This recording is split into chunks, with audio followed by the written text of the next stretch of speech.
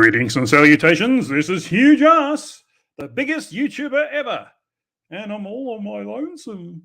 CT will be here soon enough. He was driving home so he could be on the live stream, but apparently he's held up in traffic a bit. So he'll be here a bit longer. That gives me time to talk to people in the chat, and only 5 at the moment. I was hoping for a few more. Hello, Daryl M., one of my members. Hello, Carl Edwards, someone who follows me a lot. If you're watching and you haven't left a comment in the chat, please do that, and that way I can give you a shout out. Otherwise, all of HUGH JARSZ. Yes, yes, it might be by my lonesome, but I'm all HUGH JARSZ. Yes, that's me. So tonight, what we're going to have a look at is the some Aussie fluffs, 2 in particular. If a few others come to your mind, please let me know, especially if you can post a video in the chat. Certainly the people in the chat right now are all moderators, so you should be able to do that. But what I'm going to look at, well, unfortunately, Mitchell from Australia, I wish he'd change his name. It's so embarrassing to have the word Australia in his name. And we're going to look into what old Ross is doing, what used to be known as Flat Earth Aussie Jesus, and for some reason he's changed his name to Iron Horse. I've never figured it out. But we're going to watch him having a ball of fun on New Year's Eve. It's interesting. It's an amazing thing about the mindset of a fluff. They actually know what's wrong with them. They just think it's everyone else's fault, and that'll come through in that. Snotty Springs? Who's Snotty Springs? I have no idea who you mean, Carl. Oh, do you mean, what's his name? Scotty Storm. Is that who you mean? Snotty Springs? I'm not sure. Oh, Snotty Springs to mine. I gotcha. God, I was a bit slow. I haven't had enough of my ginger beers yet. Keeps insulting and trolling some Southern Hemisphere globehead. But she's a big girl. She can, he can go away. Oh, is it... Hello, Demon Orb. Carl, do you mean Scotty Storm or is it someone else? I have to wait for you to respond. Unfortunately, that gives you me dead air, and I've got to fill in the dead air. Otherwise, this becomes very boring very quickly, especially if you're listening in the car or something like that, or for some strange reason exercising while you're listening to me. Where is everyone? There's only 4 people watching. It's Sunday night. You should be relaxing, thinking about the week ahead, and, well, trying not to, actually. Yes, we are going to have a look at the volcano compilation from Mitchell, Daryl, but it's not actually from Mitchell. It's from Paul on the Plane. And, yeah, I'm going to use the video of the volcano because 6.5, what? I don't get you. Oh, the people watching. Hello, Aaron Armstrong. We're all lazing around. It's Sunday night. You should have a nice beverage in your hand and relaxing and trying not to think about the week ahead too much because it's your last chance to not think about it. That's what Sundays are all about. They used to have a movie every Sunday night on the TV, but they don't seem to have that anymore, I guess because DVD sort of killed that. Why watch what the TV channel tells you to watch when you can watch whatever you want to watch on DVD?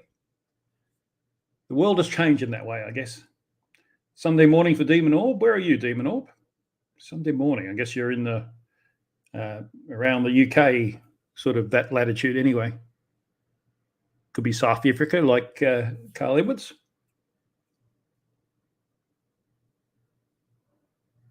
No, nothing. I've got to fill in the dead air. Yeah, so CT's got some really good videos. Yeah, Paul on the Plane with his Himawari debunk. Yes, well, I don't know if I could call it a Himawari debunk. It's a whole lot of nah and personal incredulity. But then again, it always is, isn't it? That's all they ever have. They can't come up with facts. They can't come up with objective evidence. So all they have is subjective evidence. I don't like it, therefore it's wrong. That's their whole approach. It's and that's what makes it so hilarious, really. It's always fun to watch fluffs trying. Like, did you see the FTFE debate today? what was his name? Gleason. And pretty much anything he presented, he said it was some sort of conspiracy or, oh, what about this? What about this? But none of these things were that he brought up were anything that were worthy of consideration. He was just completely bouncing around and trying to avoid the questions. That's right, Daryl M. It's real time, not pretend that you're an hour in the future time like they have down south. We've got plenty of sunlight up here. We don't need that daylight saving. Oh, you're working on a Sunday. Oh, sorry to hear that. I guess it depends on the sort of work you do. I guess if you're in the hospital field, I'm glad you're working. And I think just like we do with veterans, people after this pandemic who have worked on the front line in the hospital, exposing themselves to potential illness. Thank you for your service too. I had a bit of a run-in yesterday. My daughter, who was the reason I started this channel, has suspected that she's had COVID this week. She's had a very bad flu, although there is another sort of a bad flu going around as well. I know Eileen Dover had that, and she tested negative. But the problem is there's so many people trying to get a COVID test right now. It's really hard for it to happen. And they said you could have the RAT test, but the rapid antigen test, but you can't get them. I know a plane arrived yesterday that was full of them, so that's really good. So we got plenty of RAT tests coming, but they're not available yet, and they usually sell out real quick because people think, oh, they're going to. It's like toilet paper, they're going to be scarce, so they're not going to buy. We'll buy them up as soon as we can and grab them because so no one else can take them from us. That kind of thing. It's a stupid mentality, exact opposite of what you need in something like a pandemic. Go and get what you need, and that's it. You don't need more. I mean, if in a year's time you've still got RAT tests sitting in your cupboard, you did the wrong thing. And you probably deprived someone who really needed that, like someone who needs to go back to work with a negative RAT test, of having that. And like my daughter, she couldn't find a RAT test. Well, I had to take it to the emergency department. That takes people away from people who are genuine emergencies. It's a bad thing to go and panic buy. It always is, because it means that people who really need things never get what they need. But hey, I'm just ranting now. Anyway, she thought she had COVID. She needed to get the test so that she can go back to work if she had a negative test. So I ended up in the emergency department. But of course, being Dad's taxi, I'm in isolation, effectively waiting her test, because if she tests positive, then I'll go and get a test, and then we'll go from there. But the fact that I haven't had any symptoms yet sort of tells me I was pretty right. We both wore masks. We left the windows down in the car, so there's plenty of airflow. So even if she had COVID, which I think is a low risk, it's probably even lower risk that I would have it as well. But I've got to act like that, just out of respect for other people. I can't go, if I had it and I was spreading it around and, people got sick and God forbid one of them died, I would really hate myself for that. And that's just not going to happen. So I had a nice lazy day with the dogs, lazing around the pool. I did a bit of gardening. So I guess I wasn't so lazy, but generally I was pretty lazy. Watching that debate, that was quite entertaining. But thank you, Carl. I appreciate the sentiment. Like I said, it's low risk and it's unlikely. I think all of us will be exposed to Omicron pretty soon. I probably shouldn't have said that word, given the YouTube algorithm. But sister and brother-in-law test positive on Thursday. Okay. Yeah, like I said, we all will probably get it at some point because it's been at the endemic phase. But from what I hear, it's still not something you actually want to have. Carl says, I've had the vid twice. First time was horrible. Second time was like a bad hangover. Oh, right. I see what you mean by vid. I was thinking video. But no, that's the end of a word that we don't want to mention. Yes. Well, the first time was probably Delta. And, of course, in South Africa where Omicron started. I said it again, damn. But, yes, of course, this could be Star Trek and, evasive maneuvers, Omicron pattern or whatever. Could be something like that. First time was horrible, so that was probably the Delta, and second time was like a bad hangover. So that's more like the cron, you might say. So yeah, I'm glad that you've recovered, Carl. It's good to have you in the chat. Otherwise, we'd have fewer people watching. So while we're waiting for CT, is there anything you'd like me to go into? You've got a video you'd like me to have a look at, and we can do a bit of a live debunk maybe. I should say that tomorrow night, so far all is okay apart from the whinging. The brother-in-law. Okay. Sister and brother-in-law. Yes, tomorrow night, you remember that little history live stream I did back between Christmas and New Year? And lots of people seem to enjoy that. And we only got as far as King John, going through the kings and queens of England, although only kings so far. In fact, we're going to stop at the Tudors, so there won't be any queens, unless you count Matilda, but she was never really crowned. So we'll start with Henry III. I'm not sure how far we'll get. Maybe we'll get as far as Dick III, but maybe we won't. But we'll see. Henry III was not a good note to start with, but John was not a good start to finish with. So his dad, that is. They're both pretty much dickheads as far as kings are concerned. And Edward had the benefit of being critical jars. That's an interesting thought. Hello, Christian. How are you? Henry, I meant to say, Henry III. He had the benefit of, oh, damn it, the name's gone. The greatest knight who ever lived was fighting for him. I wonder if I can find it quickly, because what was his name? He was regent for him. William Marshall. Yeah, so William Marshall was the greatest knight in history, and he was his benefit. So sort of like Edward III had Henry III, sorry, wrong one again. He had a Ferrari at his disposal to go racing with, but he was a crap driver. How's that for an analogy? As a king, you're driving a Ferrari with Sir William Marshall, and but you can't drive for crap. So sick. Well, yes. I wonder what king that Sir Sick served. I guess Queen Elizabeth II, technically, but now there's a thought. Who would win in a battle? Sir Sick versus Sir William Marshall. Who would be the greater knight? It's a battle of sarcasm, probably Sir Sick.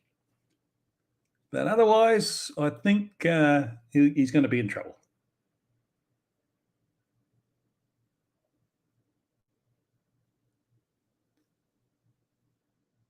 And I'm feeling very underprepared this time, because I was going to talk through one of CT's vids, Critical Thinks vids, but we haven't got that.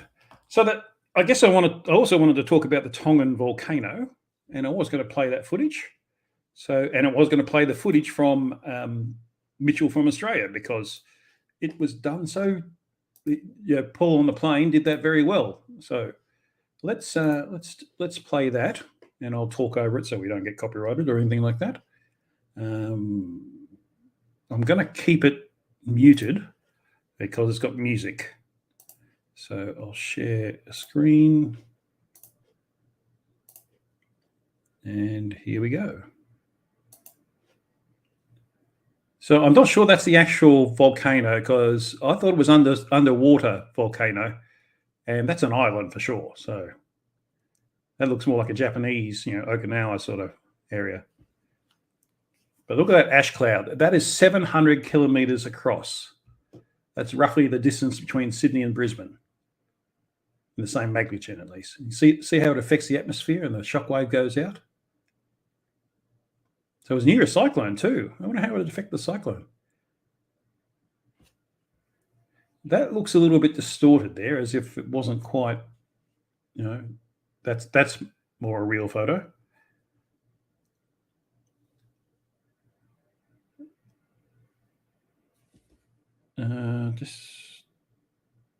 Okay, CT tells me that he's just setting up.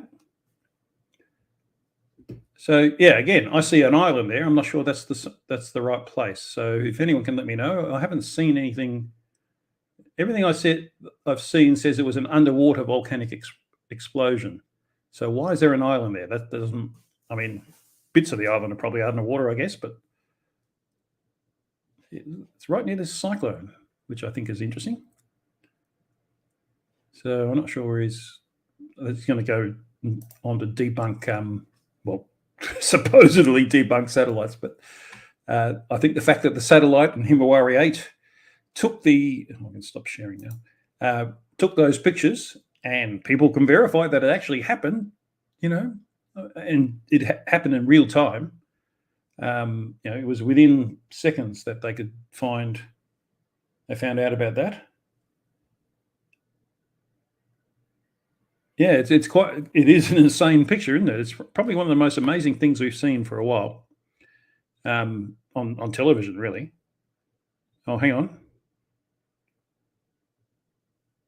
Oh, good. My daughter's test is negative. She just sent it through to me. So that's great. I was really glad that I didn't, like I said, I didn't think it should be anything but negative. So that's good news. Yes, so I don't think there's been an underwater eruption like that in my lifetime. So, it's a special thing to see. It was above sea level. Yeah, I haven't seen the Scott Manley video on it yet. So, yeah, obviously seawater was involved, even if it's on an island. But 700 kilometers across.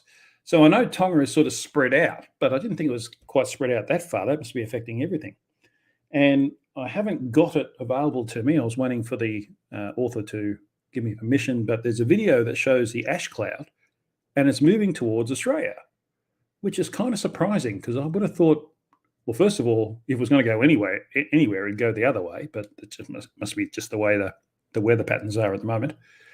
And so pretty soon I should be, well, even in the morning, I might find volcanic ash over everything. So it's a good thing the good cars are in the garage, and all the cars I don't care about so much are out on the driveway. So I'll just have to wash off all the ash in the morning, maybe. Christian Cornelius says that might be real life gas go boom boom. Well, definitely. Magma hits water and that went boom, but that released a whole lot of gas and that contributed to the explosion, I'm sure. But yeah, 700 kilometers. So I saw a comparison of that over New Zealand. So it's basically in the middle of North Island to the middle of the South Island of New Zealand. There's Critical Think. I'm not sure if he's ready. I'll add him to the stream. So, and there he is. G'day. How are you? Oh, stressed. Stressed? Oh, well, you can sit back and relax because you're talking to me. Yes, well, I was going to, it's a bit of a shame because I had this great intro, you see, because I was going to say, greetings and salutations, this is HUGH JARSZ, the biggest YouTuber ever, and tonight I'm going to be talking to one of the biggest YouTubers on YouTube. He's got over 500,000 subscribers. It's the Critical Drinker. Oh, hang on a minute, I read it wrong. It's Critical Think. From your new studio, I believe. Ah, yes. Yes, temporarily new. Hopefully, hopefully I'll go get it set up better later on. So where Carl are we says at? that, Carl says you're supposed to be upside down, but you're not, because right now you're in the northern hemisphere, aren't you? Yes, that's correct. So he's the right way up. So you're going to change your videos if you make any while you're there? Sorry, what was the question? Are you going to change your videos, your intro to your videos, if you make any while you're there? Yes. Because you're the right way up. Yes, yes, I will. Yes. All right. So I might tell you're very breathy. So does the mic have a dead hamster or something, or? Oh, just all right. I may try and move a little bit further away. How's that? Yeah. Oh, a little bit of breathy. Yeah. Yeah. Yeah. Carl says he's not. Well, just calm down. It's all over now, the traffic jam, and I can imagine what those traffic jams are like. So what's up? No, we're right. No, okay. So I thought I'd start. I wanted to. I'm having a bit of a theme of Aussie fluffs because there really shouldn't be any Aussie fluffs. You can get all of us in the southern hemisphere. We can go out in our backyards, look to the south, and see the stars rotating around the southern celestial pole, which kills flat Earth. If there is a south celestial pole, how can that be on a flat Earth? It just can't happen. In fact, you can do that even in the northern hemisphere. You look at the sunset. The fact the sun sets proves that flat Earth is dead because that can't happen on a flat Earth either. But they just refuse to accept it, don't they? Well, they flat earthers refuse to accept anything. Except the things that they like. The premise is the Earth is flat, and anything that contradicts that must be false. That's the kind of mental disease that it is. Yeah, disease is the right word, I think. Yeah. So I thought we'd have a look at one of your videos, if you don't mind. And okay. This is the video you did on Mitchell, and I think it's a very good video because it shows the how refraction distorts the horizon very well, and what to look for and that kind of thing. And I think it's just a very educational video. So let's have a look at that and how you take apart Mitchell. Okay. Today we look at a video from Mitchell from Australia, and he says that this is the Australian black swan. But as it turns out, it's really just a lame duck. And I'll title this video, "If Mother Nature refuses to flatten the globe, then just make stuff up." This is a video put out by Mitchell from Australia on the globe. Even his picture shows that Australian globe. And what he did, he went down to the beach and he took a bit of a video. Now, my question really is, does it actually look like this every day? Or is the Earth only flat on certain days? I think that's an excellent question. That fluffs cherry pick so hard the things that suit them and ignore all the other evidence that's available, don't they? Yes, that was like one day out of maybe 1,000, the black swan, or it could be one day of the year you get something like a black swan, and they'll cherry pick that, and on the other 364 days, well, they don't happen. So the Earth is only flat on that one day. And we've all seen the photos that were taken by the same photographer that show that the oil rigs are over the horizon. So it just that photo alone debunks the black swan. Yeah, there was another video. I wanted to do a video on another video by BLMB, whatever, 69, the guy that did the black swan photo. He did another video where he went to this same place for months, waiting to take the right shot. And eventually he got what he wanted. And his explanation was, see, the Earth is flat. But I had to wait months to see this, but he never saw anything wrong with that. Well, yeah, it's that's because they start from the conclusion and move through to the proof of it, I guess.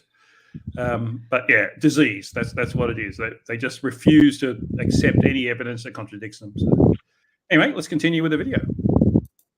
Don't know how many days he went down the beach, but you can sort of imagine you go down the beach. Oh, gee, that's no good. Looks like a globe today. Better come back tomorrow. He come down again and, oh, that's pretty good. Looks flat to me today. I think I can take my video today. Yes, indeed. Why do flatties think that the Earth is only flat on certain days? I don't know. Now, maybe Mitchell... I love that laugh. Because in the end, he must have got sick of it. He says, oh, look, this one will do. Looks flat enough to me. But then there's a couple of problems with this particular bit of footage. The first one being that there's a nice little inferior mirage on the surface of the water there. Now, why is this a problem? Well, this is a problem here because flatties like to treat inferior mirages special. like when they're on the horizon, like they happen to be a curtain that conceals the bottom of a ship or something. But in this case, Mitchell has to make an excuse for this inferior mirage here. Let's hear it. We can see that there is a mirroring layer below this boat. That's not refraction or a mirage, simply just mirroring. So that's just mirroring. So it's not refraction or a mirage. Right, got it. How about this one? I don't know what he thought it was if it wasn't a refraction or mirage. I mean, what is mirroring? Is that suddenly a new form of physics? Oh, they try to make mirroring a special case, special pleading that's different from an inferior mirage because it doesn't fit their narrative. So it's mirroring rather than an inferior mirage, which they're all the same thing. It's perfectly fine if you explain what you mean by mirroring and what causes it. If you're just going to say, oh, no, it's mirroring and don't tell us anything else, well, then why would we believe you? But one thing I realized about the guy that debated FTFE today is that fluffs seem to think the same tactics that work on the fools that they convince work on people who are smarter than them. And they don't understand because they're too stupid to understand that it won't work that way. Yeah, they don't realize that there are some people smarter than them, and the ones that are not smarter than them will not understand that they're full of, you know what? Yep. Yes. So, damn it, I was going to say something. Oh, yes, I was going to ask you, for those who don't know, can you explain what an inferior mirage is? Right. An inferior mirage is what looks like a reflection. It's the refraction of light in a warmer layer of air above, just above the water. So there's a very steep temperature gradient just above the water.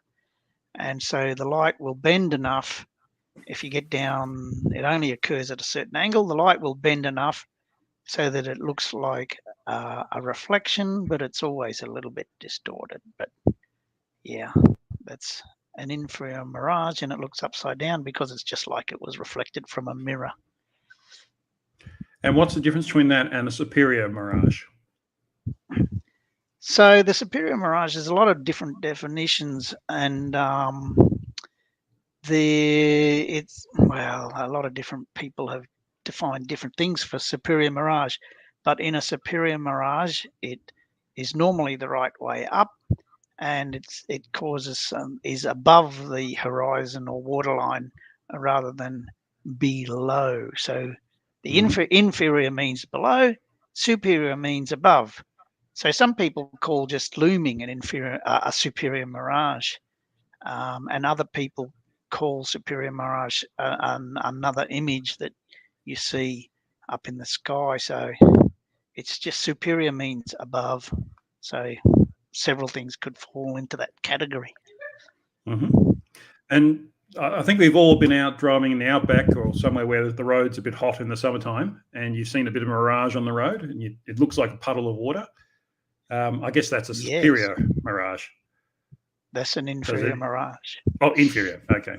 Because as you approach it, it disappears. And miraging happens. It's as you described, it's because of the different temperature gradient in the air. And when you say it's a big temperature gradient, we might be talking about 1 or 2 degrees at most. We're not talking like 30 degrees down to 0 or something. Fluffs never seem to get that a change can be small in the bigger context. That's why they don't get scale. So if you say, oh, it's a big gradient, well, in the context of that could be 1 degree, which isn't massive in daily temperature fluctuation, but in a few feet or few meters of air, it's massive. Yeah, but generally, I wouldn't put the distance above the water that is involved in inferior mirage. It's a difficult thing to determine. I haven't got a number that I can say, and I don't know how you would work this number out, but I'm saying generally it's less than half a meter. So people say An inferior mirage will hide the bottom of a boat. Yes, it will to that extent that it occupies that heated air above the water. But I say it will never be more than half a metre. And but that point is completely lost on fluffs. They just want to say the bottom of a boat is obscured by an inferior mirage, and the globers agree with this. So therefore, the Earth is flat. I bumped my keyboard there. Sorry about that in the chat. We got 12 watching now. I've got a few new ones. Hello, John Rapp. Do we still do the one finger salute to John Rapp? I don't know. I haven't seen it for a while. Dora and Koo, always good to see you. And a member too, so even better to see you. Brillig. I don't think I've seen Brillig before. Nice to see you in the chat. And I think everyone else I've said hello to. So good. All right, let's go on with the video. What do you think about this one, Mitchell? We can see that there is a mirroring layer below this boat. That's not refraction or a mirage, simply just mirroring. Oh, yes, that's simply just mirroring. For a moment there, I thought you were going to say, that's not mirroring, that's an inferior mirage that hides the bottom of the boat. But you didn't say that. Oh, well, thanks for confirming. The bottom of this boat is over the horizon and is behind the curve. So it's mirroring. Mirror, mirror on the water. Who are the dimmest floodies in the world? Well, it's obvious, Mitchell. The Aussie floodies are the dimmest floodies in the world. And why would I say that? Well, for starters, why don't you take your P900 outside at night and take a star trail? Oh, what you're going to see is not going to work very well on a flat Earth. Hey, how about you do that? It only works on the globe.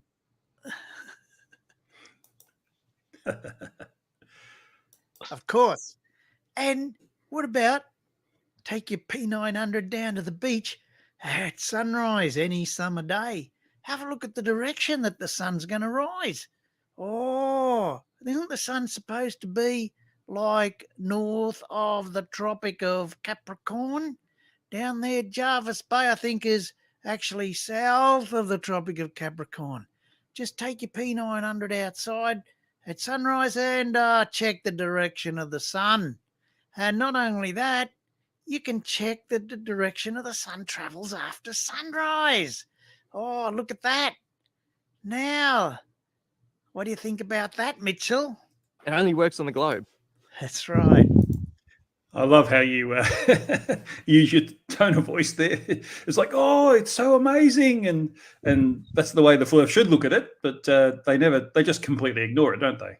And look at that sun. I mean, that hasn't come from a tiny point and suddenly gotten closer and therefore bigger. And it's way too low if it's circling above the Tropic of Capricorn. Assuming this was on that particular solstice. And you know what I mean. It would be adjusted for a particular day of the year. And if in fact that's something I was going to have a look at. Actually, let's call this up. So I drew this up, and I was thinking this was Polaris, really. So, but it's the same concept, I guess. So I'm using MC Toon's location at 45 degrees north. So Polaris is over the North Pole. So that is 45 degrees times 69 nautical miles per degree of latitude, and you get 3105 nautical miles. So that's the distance between the North Pole and where MC Toon is at 45 degrees north. So if you go to another 60 45 nautical miles per degree. Oh, it's a 60 statute. Okay, I got that wrong. 69, yeah. Okay, so it's a 60. Can you do the maths quickly? I can't. Normal do that mile. in my head. Everybody, no. If they just use kilometers, it'd be all easy. I've got to get my calculator. I think up now. about 2,700. I think it is. It sounds right. 45 times 60. 2,700 is exactly right. So well done. So this is also 27. So if you go another 45 degrees That's to the nautical equator, miles now, yes. 2,700 nautical miles. 60 nautical miles, 2,700 nautical miles. Yep. Okay. So So the total, what's that? That's 5,200 nautical miles from the North Pole to the equator. But the problem 5,400. is 54. Yeah. Oh, damn it. I can never add up in my head. Whatever it is. So we, being Australians, we live on this side of this line here, and we Yeah. can't see Polaris. Even though it and- should be well above the horizon. Yeah, as this on the diagram flat Earth. shows, because we can't figure out this angle because we know this side and we know this angle, but we don't know these angles, so we don't have enough to solve the triangle unless we knew the height. And we could take the flat earthers' claim of it being 5,000 kilometers, I guess, and then figure out an angle. No, if you But- if but you know if you know it's But that's flat, not the point. right? Yeah. Yeah. Go on. Go Well, the on. point I was going to make is it doesn't really matter what the figures are. It's still going to be over the horizon when at the equator, we know Polaris is at 0 degrees, just from observation. So it doesn't match, does it? It's a flat hypothesis does not match observation. What you were going to say? Oh, I've forgotten now. But Oh, sorry.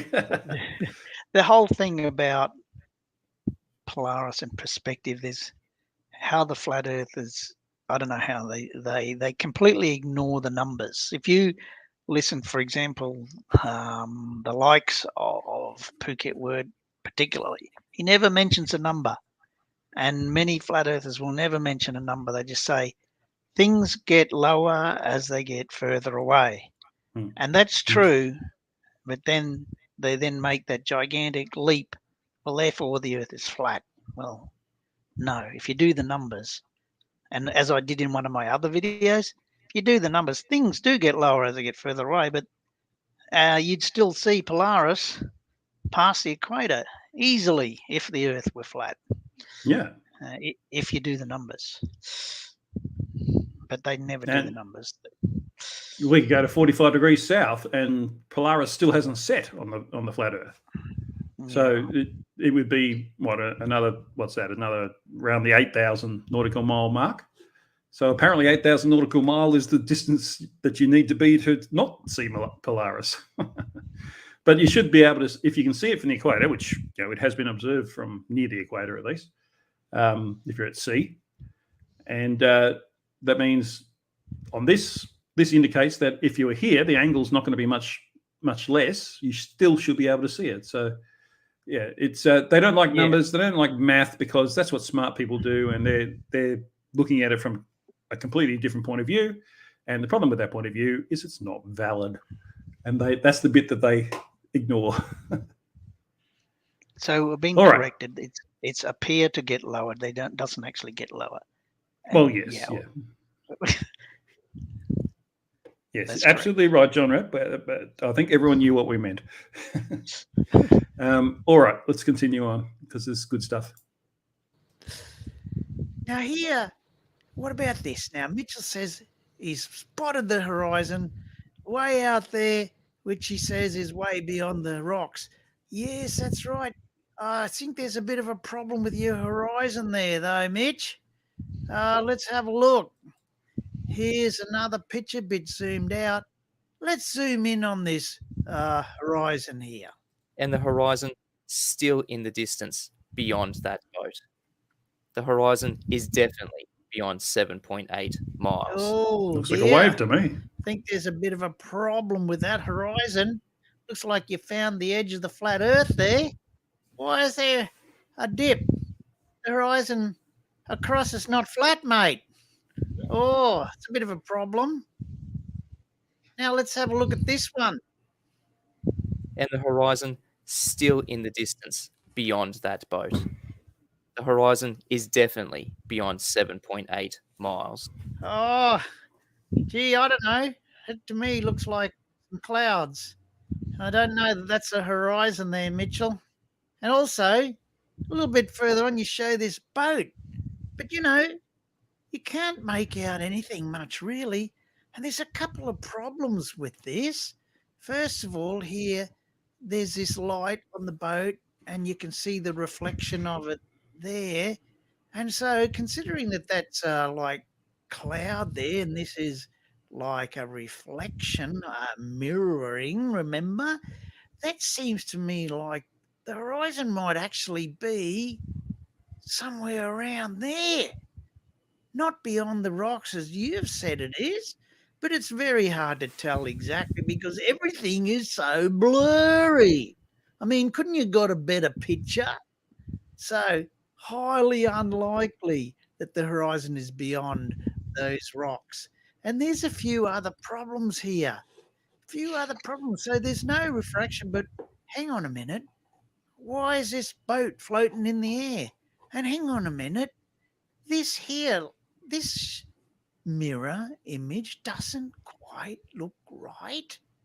I mean, that rock behind goes in that direction. You'd expect that the reflection would go this way, but there's something weird going on here, or maybe has something to do with refraction or something, maybe. And then not only that, look at this. There's that smudge there is a boat. If you watch the video, you'll see that. And then there's the reflected smudge there. But there's another one here, right side up. Oh, I don't know. I really don't understand what's happening there. But I wouldn't use this as a really good example of something with no refraction, because all these weird visual things going on and the clouds in the background. Oh, I think you've been flogging a dead duck there. That's no black swan. Oh, my goodness me.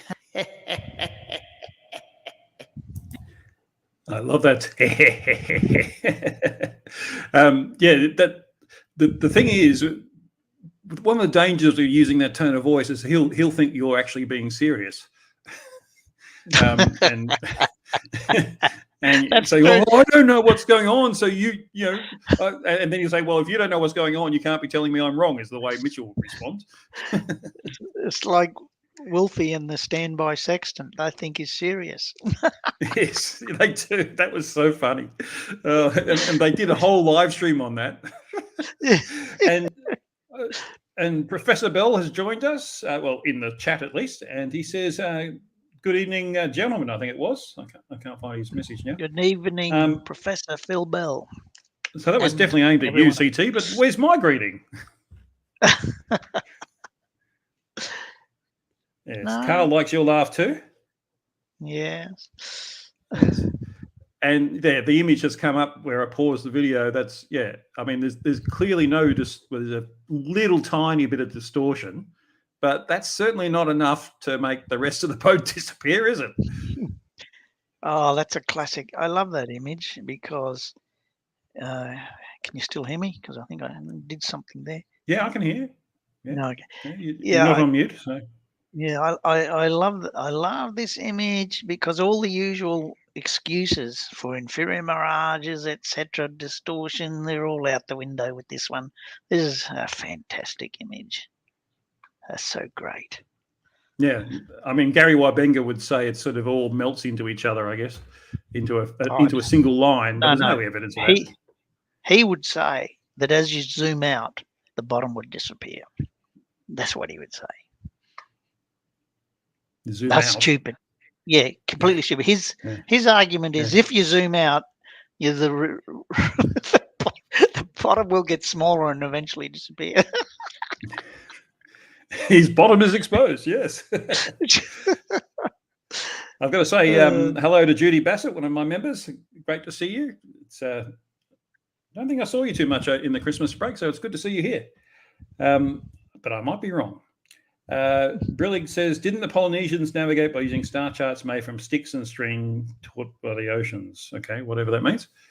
They did, yes. They didn't need other things. Professor Bell says CT should do evil laugh voiceovers for movies. Oh, I haven't got my evil laugh voice box here in Thailand, so I cannot do it right now. That's right. Yeah, you're there hunting fluffs, aren't you? You're hunting Eric DeBay and Phuket Word. No, no. So yeah, I'm here sort of on half holiday, but that this is a house here that I'm in now. We'll be coming here more often. Hopefully, I'll be able to retire soon and come here a little bit more often.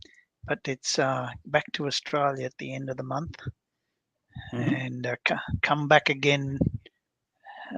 Hopefully, COVID allows. Next in the next 3 months or so. Yeah, you said the naughty word.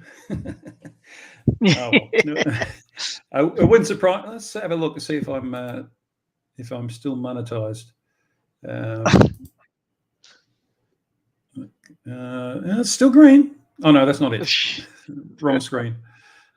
Yep, it's still green. That's amazing. I've been trying hard not to mention it, but I was mentioning earlier before you showed up that my daughter had just done a test, and she's been sick for a week or so, and I got the results while I was talking. It's negative, so that's great.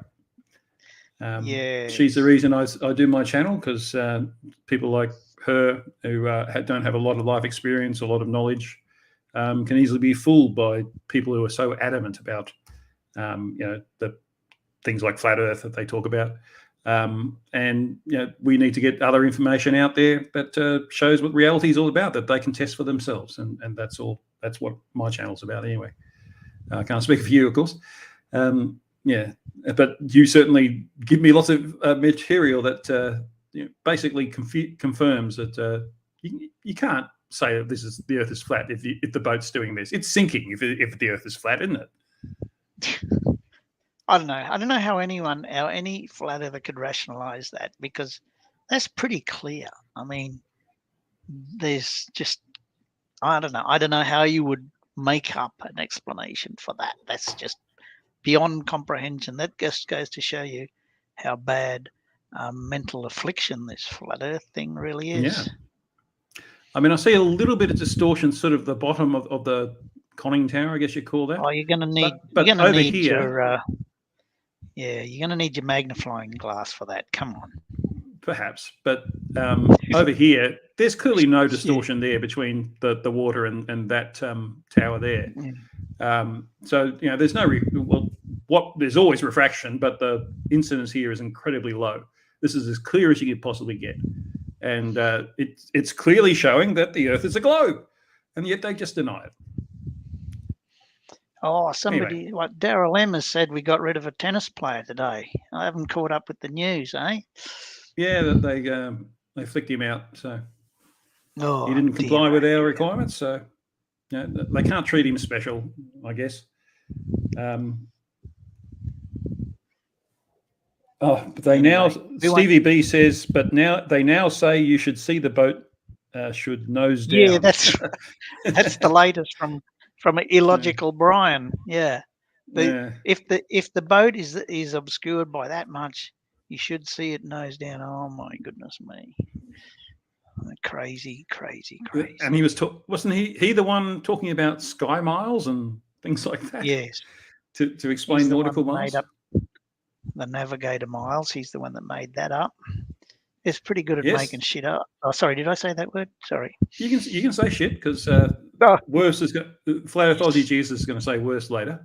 As long as we don't say it in the first half a minute of the video, which we haven't. So, but yeah, but that's the fluff MO. If you don't understand something, just make shit up. And Brian has just been churning it out. It's like he's got diarrhea. So let's watch a little bit more of your video, and you'll talk about this image, I presume. Now, if you want to take a picture, make things crisp and clear so you can easily tell what's going on. Have a look at this. See, you can tell exactly where the horizon is and exactly where the ship isn't. This is how you should be taking pictures at long distance. But the real reason why Aussie flatties are the dimmest of them all is because on the flat Earth map, Australia is all the wrong shape. I mean, all you got to do is travel west to east or east to west, anywhere, and you'll get the wrong result. So, a few days ago, I travelled from west to east, from Roma to Chinchilla in southern Western Queensland. Now, the distance on the globe between Roma and Miles is 140k. And then to the next town, to Chinchilla, it ends up being a total of 184. Now, I've got a car that has an odometer that can measure kilometers. So I can drive this and measure this and work out, oh, does it match what we expect on the globe? But first, before we do that, how far is that on the flat Earth? If you're living in Australia, you need to know how far is that on a flat Earth. Now, this is the flat Earth map. Now I hear you say, oh, no, we don't have a map. That's not our flat Earth map. Oh, well, I'm sorry to say, yes, indeed, it is your flat Earth map. And if it wasn't your flat Earth map, then why is it being used in these emergency landing videos? And why is it being used on this flat Earth sky clock? You know, I'll tell you why it's being used. Because it's flat for starters, and every line on there represents the polar coordinates, latitude and longitude. And those ones are accurate. The time zones are accurate. So if you were to go, for instance, look at Brisbane and go there and get your GPS reading, it'd be 27, 150, 253, something like that. And there's the 150 line. It's right there. And there's the 30 line. It's right there. So every GPS coordinate, you go to the place, get the GPS coordinates, they match up with this map here. And this map is flat. But you see the problem with Australia? It's actually quite squashed, really. It doesn't really look like that. But anyway, we can calculate what the distance between two places is anywhere in Australia using the flat Earth map. So let's try and calculate for Roma to Miles to Chinchilla.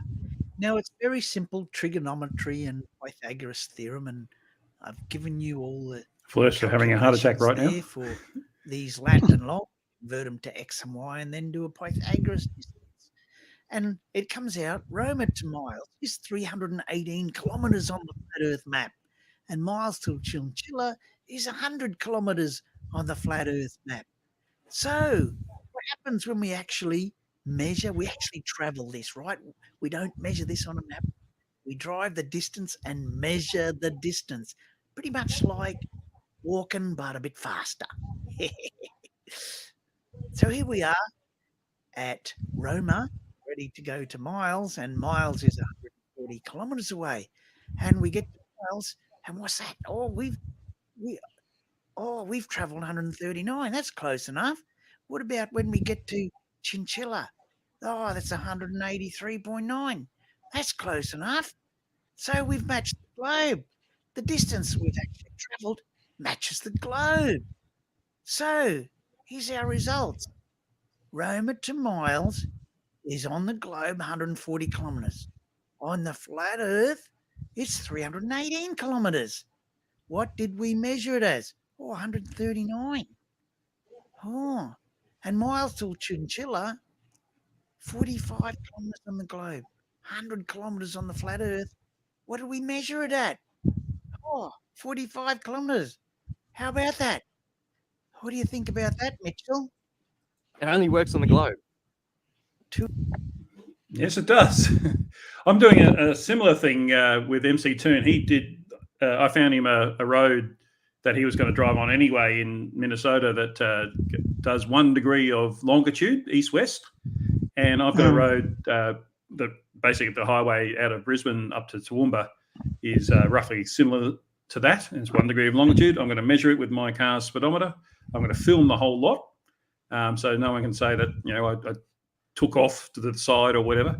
And then we'll compare that to what's on Google Earth and prove that Google Earth is a reliable, which is based on a globe, a reliable way of estimating distance. And then compare it to the flat Earth, which you did here, very, very similar. what it should be based on what the flat Earth tells you. And obviously, it's always going to be bigger because it's stretched out. It's a projection. It's not going to be the same, is it? Yeah, that's right. So I've got to admit, I've been corrected again. I said navigator miles, which is incorrect, of course. It's navigator minutes. Sorry about that. Minutes, okay. You're wrong about something that was wrong, yes. Now, Judy Bassett, a member for 6 months. I'm not sure if her comment is jar souls or not, or if that's just the level that she's at, because everyone's at jar souls. I haven't put in the extra levels yet. So if you had a comment, Judy, feel free to post that and tag me so that I can read it out for you, or you just forgot to post it because that's your free member super chat for the month. So you don't want to waste it. You want to be able to say something. So just let me know. Professor Bell says, I wonder which map these expert flirt navigators use, or did they forget the navigation needs maps? And again, the guy on FTFE today, he said that his map was the UN symbol, and he argued that the AE map was not the same thing. Saying, "Oh, look, Australia is all stretched out." Yes, that's our point. Yes, Pete, I've seen this. I mean, this is just a simple thing. I mean, in Australia, this is why Australian flat earthers are the dimmest of them all, in my opinion. It's because these distances are so accentuated. And anyone can do what I did with a car.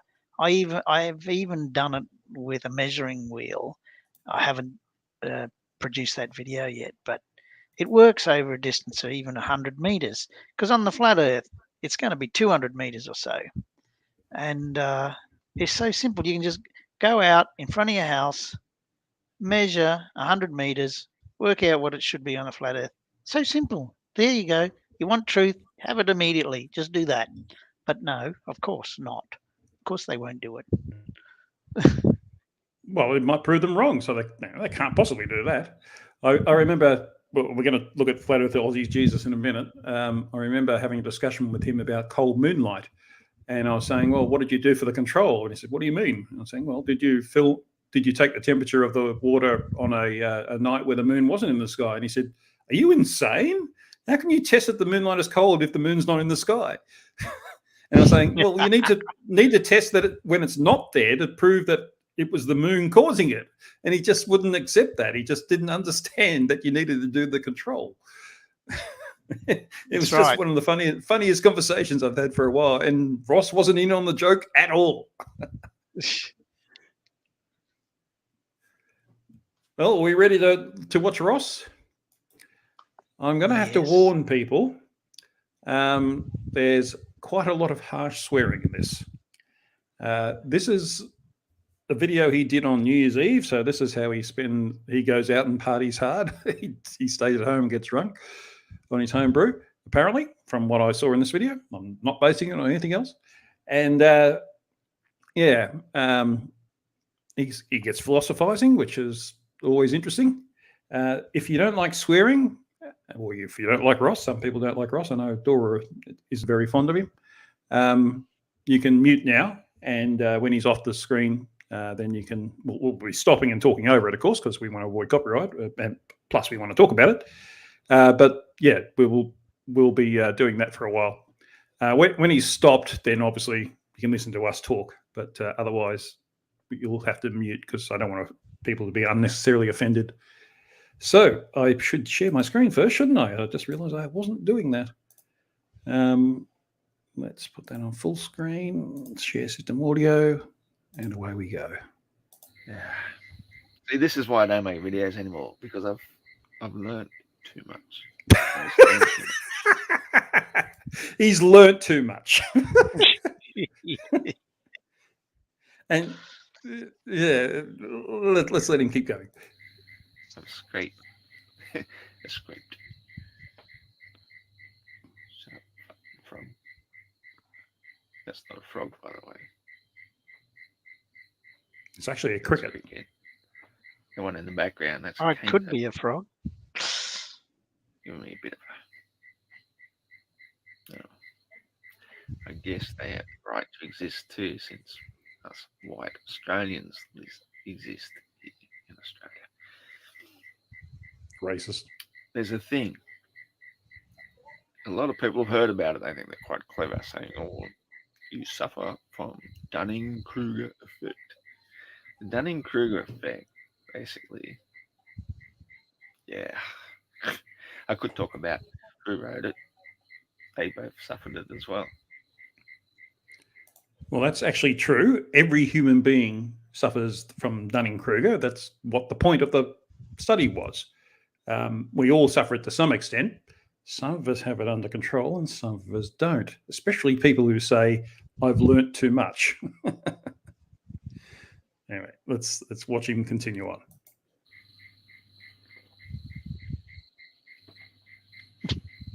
I don't know which one was Dunning or which one was Kruger, but one of them was the professor. That's probably Dunning. And Kruger was the student. And all they did, they wrote a paper. And for all it's worth, it's not a bad concept. But it basically says that what you don't know, you don't know you don't know. That's the Dunning-Kruger effect. So the more educated you are, or the more you know about something, the more you know you don't know. And here he is asserting that he knows too much. Yes. Let him go. That's pretty much how it works. So the people that think they know stuff, like, for example, think we live on a spinning ball in through a vacuum of space, these people don't know what they don't know. They just think they know the things they think they know. That assumes that it's an opinion rather than something we can demonstrate. If you can demonstrate what you know, then it's objective. So therefore, it's not just an opinion; it's a fact you can verify. Exactly. So it's not that you don't know what you don't know. You know exactly what you know because you can verify it. It's when people assert that other things that you can't verify are the truth. That's where Dunning-Kruger comes in. He's just projecting, basically, isn't he? Well, he's the Dunning-Kruger. He thinks Dunning-Kruger, they think people who suffer from it think they know everything because they don't know anything. And he can't even recognize that he doesn't know because they don't know they don't know. Exactly. Oh, I knew we'd get tied at knots on this one. But yeah, basically, he's too stupid to know he's stupid. So yeah, exactly. But the thing is, we can demonstrate that he's wrong. So with objectively, not just subjectively, but objectively. And that's, I don't think Flirts even know what objective means. Anyway, he gets funnier. Do you get it? That's basically the Dunning-Kruger in a nutshell. Is the more you know you don't know, and the less you know, the more you think you know.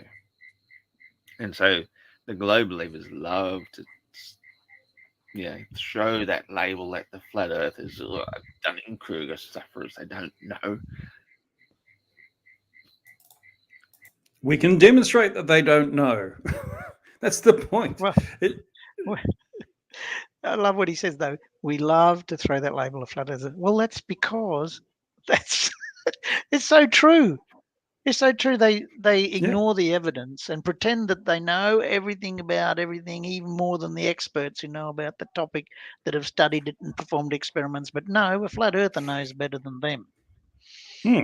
Like an expert like Professor Phil Bell, who is definitely an expert in physics. But apparently people like Ross know more about physics than Professor Bell, who's he said on my last live stream he's about to retire. And he said he was nearly 70. So that means he's been working for 50 years in the field, which is longer than Ross has been working in physics. I can tell you that. So you'd think he'd figure. I think Professor Bell has figured out a few things in that 50 years. So sorry to age you, Professor Bell, but like I said, you said it on my live stream, so I feel I can use it. It's out there already. All right, we'll let him keep going a bit more. Only a minute or so more. The more we fucking know, motherfuckers. Sorry, folks. The more we know we don't know. That's the whole point. That's Then why do you act like you know everything? The more you throw the accusation of us being the Dunning-Kruger effect sufferers, the more we see your Stockholm syndrome suffrage come to light. So now he's mixing metaphors. I don't think he understands what Stockholm syndrome actually is. That's where you start to feel empathy for your captors. Whatever that has to do with this, I don't know. This has nothing to do with this. But it sounded good, so he thought he'd say it. He's drunk after all. He's New Year's Eve in this video. So You just love your masters so much that you are willing to suck their toes and eat their shit. yeah, that's on the menu. And tell the people who have known what's really going on. But you said you don't know what you don't know. Saying. The more you know, Here's the something. more you know that you don't know. Something Go on. here that really, really ticks me off a bit about Floodies, and that their attitude that we have some kind of gurus that we all bow to. Nothing could be further from the truth. Like Neil deGrasse Tyson, they say he's our god or whatever in that context. And I mean, I'm going to call NDT says some wrong things sometimes. I'm going to call it. And we don't necessarily take someone's word for it just because they have credentials or whatever. I mean, I do my own experiments, I do my own studies, I do my own research. I know because I've done the study and done the experiments, whatever. I don't necessarily believe NDT, and well, some of the things he said is downright silly, and flat earthers have picked up on that. But anyway, that's just my pet peeve. Sorry. Yeah, NDT said that things in a certain context, which when you take it out of context, sound wrong. Yes. He did said that at 120,000 feet, that stuff is flat. Yes. So it's still hard to see the curve, but it is there at that height. You can see it on Concorde, which is half the height. I've actually met people who've been on the Concorde and are adamant they saw the curve. In fact, I'm pretty sure I've been able to perceive it at 40,000 feet. So, 40,000 feet, 10,000 But meters. anyway, the other thing is, if NDT says is correct, then NDT also says the Earth is a globe. So there's a cherry pick. Mm-hmm. Absolutely. Yeah, and you're right. I mean, when I did my science degree, I did the physics and the chemistry and everything in my science degree. It was all about doing the experiment for yourself so that you were confident that it actually was the truth. That's what they teach you how to figure it out. They don't expect you to learn it by rote like you do in high school or in primary school even. University's about how to think, not what to think. And, if you can validate what you're talking about with objective facts, then that's where you get the high marks. It's not when you're expressing an opinion about whether you feel this is right or not, which is what flat earthers do. You will get marked down for that. Universities they're not brainwashing places. They're quite the opposite. They teach you how to avoid brainwashing. Exactly. But because flat earthers have never been through that process of education, they don't understand it. Well, some of them claim to have university degrees, but they're usually things like art degrees, where critical thinking, appropriate term, isn't really part of the curriculum because it's not relevant to it, and that's fine. That's still tertiary education. Yeah, well, I should say most of them, because you get the people that claim, like Jay Tolan, Media One, claims to have been an engineer. Perhaps he was, but he certainly gone off the rails after that. Like Caixin guy, the guy who didn't know what cations were and yet was asserting, he knew all about it. He claimed to be an engineer because they called it, he had a job title of engineer. But, that's not the same as going to university and get an engineering degree. No, I see some people, they call themselves engineers. I call them sanitation engineers. They clean toilets for a living. Yeah, and I'm glad there are people that do that, but that doesn't make you an engineer in the sense that we're talking about. Sometimes as a parent, you feel like you're cleaning toilets for a living too. So, because teenagers never do that sort of thing. But anyway, I think he's pretty much done. So we've had enough of Ross. I'll stop sharing. So who's another fluff that we can have a look at? Because they're the two I prepared. Have you looked at any other fluffs, Aussie fluffs in your catalogue, CT? Oh, yeah. I mean, there's an endless stream of material, isn't there? Well, I hope not. I mean, like I said, that there should be no Aussie fluffs. You just have to look up in your backyard at night time. In terms of Aussie fluffs, there's some like we haven't seen Flat Earth Perth for a while. I think he was name to be. Yeah, no, he was active back then. And another one from Perth, Flat Earth Awakening, but he's changed his channel name now to something else. I can't remember what it was. But there were two from Perth. And there was Harry Baird from Sydney. I've met Harry. All right, he took that cliff picture, yeah. Yeah, and the aeroplane in front of the moon that Wally used recently. But he's not all that active now either. So I don't know. Mitchell has to carry the can for everyone at the moment. Well, I noticed that the FTFE announced a replacement for DFOTY today called the Top Left Award because they're on the top left of the Dunning-Kruger curve. And I don't know if it's quite as catchy, but I was actually, for those who are interested, I was trying to reinvigorate DFOTY on my community page, but I think I'll defer to MC Toon and Schrodinger Cat and FDFE if they want to do something. Then I don't really want to compete with them, but I will go. They are invited creators to go on and nominate people, and I will go on and do that. I'm going to nominate Mitchell because I think the whole sextant thing, he's definitely proven that he's worthy of such an award. Yeah, he's they say the sextant can only work on a flat earth, but we shouldn't listen to their drivel. We just say, well, okay, show me it working on a flat earth, like Wolfie's challenge. Show me, and they all dodge and weave and tap dance and everything, and nobody ever shows you how sextant can work on a flat earth. Just get one flatty to navigate their position on the flat earth. So we should keep on insisting that whenever we hear this garbage.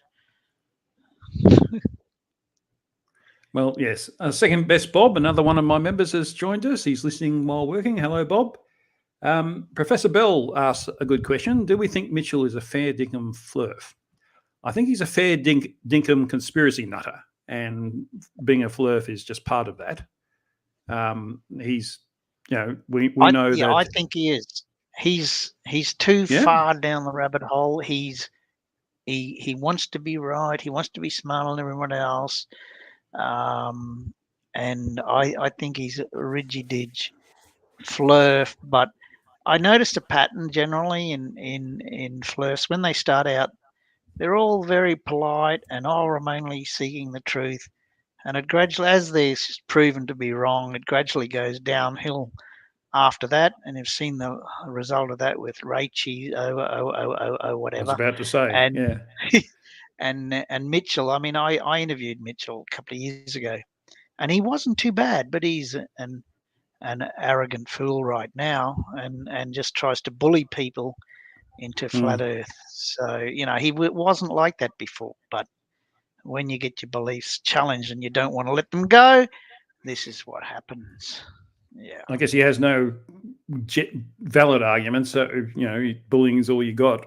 There's an upcoming video I think I'm going to make. There was a debate on Modern Day Debate. Well, I say debate. It was on Modern Day Debates, and there was a can you believe the singularity of dumb? This card says it was Nathan Thompson and JM Truth. And you can tell they were all aggressive and adamant, but never really presented any evidence. And to me, flat Earth and any sort of shysters trying to convince you of something that isn't real, the tells are the way that they present themselves, the way they how adamant they are for you to believe in what they're trying to say. And classic examples there on Modern Day Debate. So I'm probably going to review that debate and go through that. Not a shred of humility. Not Yep. a shred. The funniest bit was when JM True says, "Do you know who you're talking to?" referring to Nathan Thompson. This guy was very nearly a brain surgeon.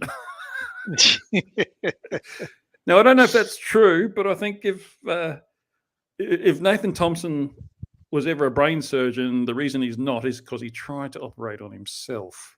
And it didn't go well. I just got one more thing. I'm going to plug this because one of my favorite experiment, of course, is the weight change versus latitude. Oh yes, that's a good one. Yeah. And this is totally wonderful proof. Well, I can't say proof, but it's a wonderful confirmation that the Earth is a rotating spheroid, because the results, and this was so when I first did this, I thought, hey, this can't possibly work. How can this work? I mean, you can't measure that. But you go out and good enough scales, you can measure, and it correlates exactly. Like some of the correlations I get at 98% curve fit. That's fantastic. And so you can't argue. I mean, the flat earthers try, but you can't argue your way out of that one. I mean, they say, how do you know it's a globe? Well, I know it's a globe because I've done this experiment. For me, that's my favorite experiment. And on this trip, I'm taking measurements again,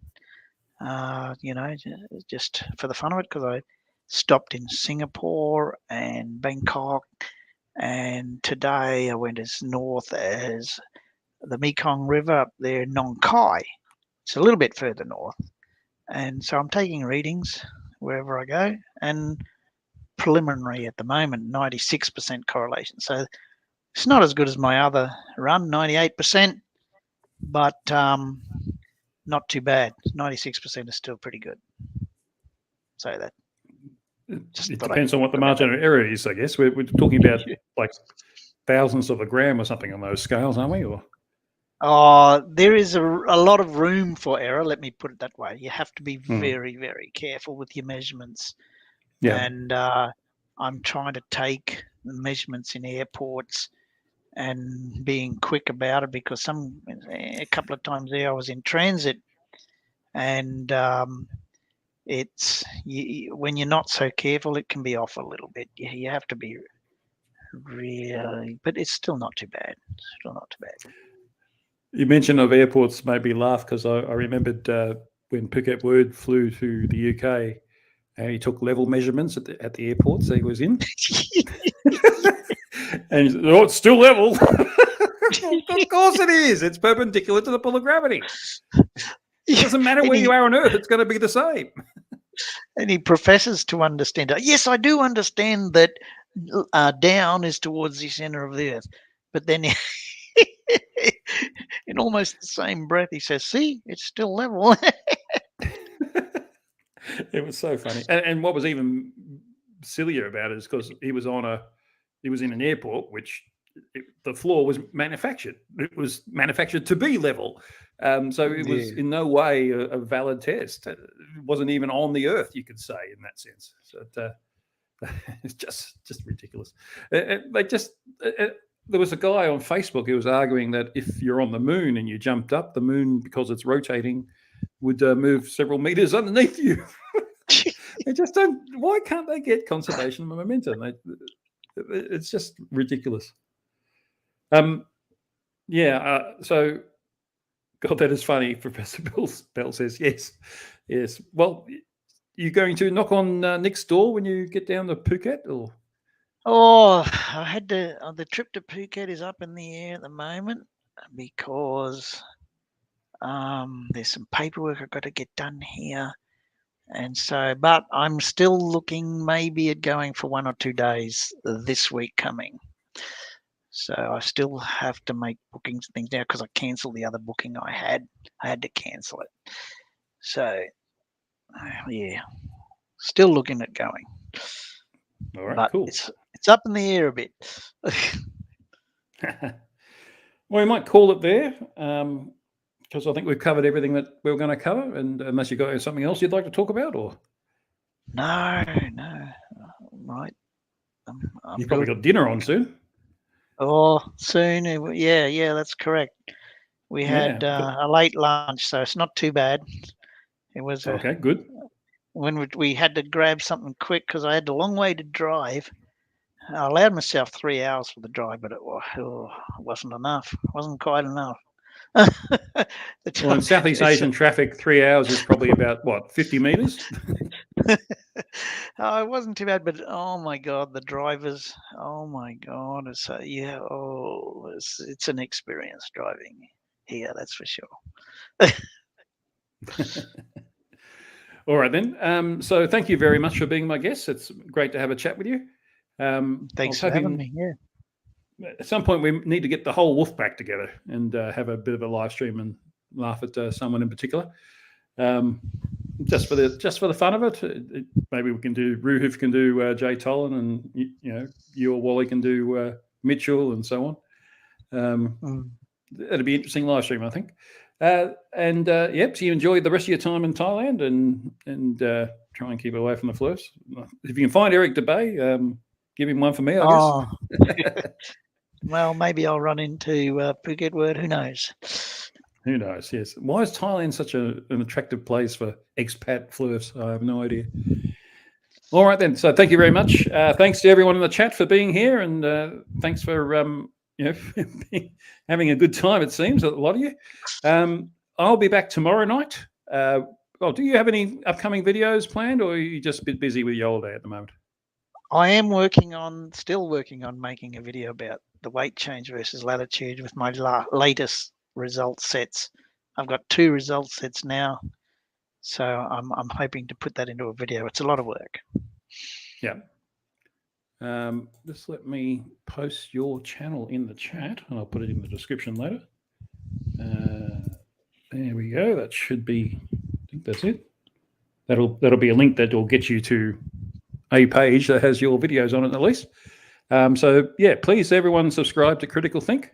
He's one of the Wolfpack, so he's certainly, as you saw from tonight, the video we looked at, he's always very informative. And oh wow, I've got a super chat. CVB, thank you very much. Thanks, guys. Is all CVB says. Well, thank you, Stevie. £10. Wow, I very much appreciate that. Yeah. So go have a look at Critical Think if you've never seen him before.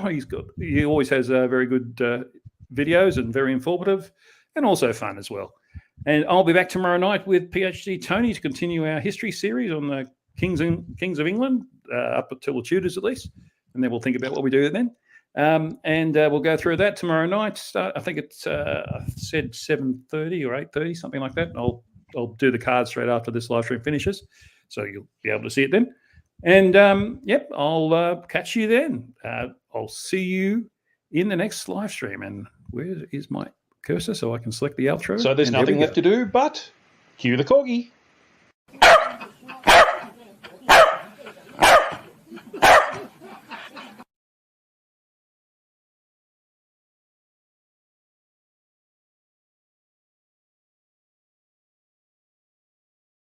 You're despicable.